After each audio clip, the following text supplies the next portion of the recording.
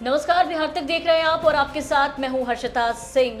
दूसरे चरण का मतदान खत्म हो गया है और अब सबकी निगाहें टिकी हैं 14 नवंबर को, जब रिजल्ट आने को होगा और उस दिन पता चलेगा कि आखिर किसका होगा बिहार, इस बार बिहार की कुर्सी पर कौन होगा विराजमान। लेकिन इन सब के बीच आपको बता दें कि लगातार एग्जिट पोल जो है वो आने शुरू हो गए हैं। लगातार कई एजेंसियों के एग्जिट पोल सामने आ रहे हैं और इन सब के बीच अब एग्जिट पोल सामने आया है एक्सिस माई इंडिया का, जिसमें एक बड़ी बात निकल करके सामने आई है और ये बात ये कि आरजेडी इस बार भी बड़ी पार्टी जो है वो बन करके बिहार में उभरी है। कि करके तमाम जो सीट्स किसको कितनी मिल रही है वो आपको बताएंगे, लेकिन सबसे पहले आपको आरजेडी की सीट यहाँ पर दिखाते हैं। आप देखिए कि यहाँ आरजेडी को 67 से 76 सीट जो है वो मिलती हुई नजर आ रही है और इस तरीके से आरजेडी एक बार फिर से बिहार में सबसे बड़ी पार्टी जो है वो बन करके उभरती हुई नजर आ रही है। इसके पहले अगर 2020 के चुनाव को अगर हम याद करें तो उस वक्त भी आरजेडी को सबसे ज़्यादा सीटें आई थी और आरजेडी जो है वो सबसे बड़ी पार्टी बन करके उभरी थी। उस वक्त तेजस्वी यादव ने पूरी पार्टी जो कमान है, चुनाव की जो कमान है वो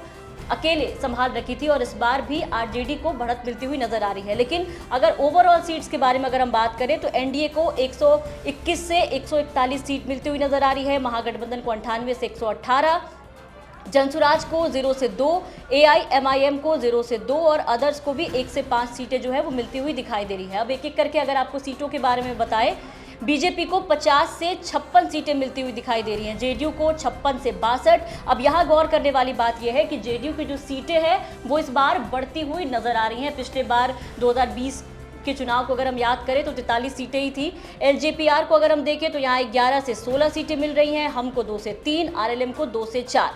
महागठबंधन की अगर हम बात करें तो यहाँ आरजेडी को 67 से 76 सीटें जो है वो मिलती नजर आ रही है, कांग्रेस को 17 से 21, वीआईपी को 3 से 5, सीपीआईएमएल और सीपीआईएम को 10 से 14, आईपी गुप्ता की पार्टी को 1, जनसुराज पार्टी का आंकड़ा हमने आपको बता दिया कि 0 से 2 सीटें जो हैं वो जनसुराज के खाते में जाती हुई दिख रही है यहाँ पर, और एआईएमआईएम को भी 0 से 2 सीटें मिलती दिखाई दे रही हैं, अदर्स को भी 1 से 5।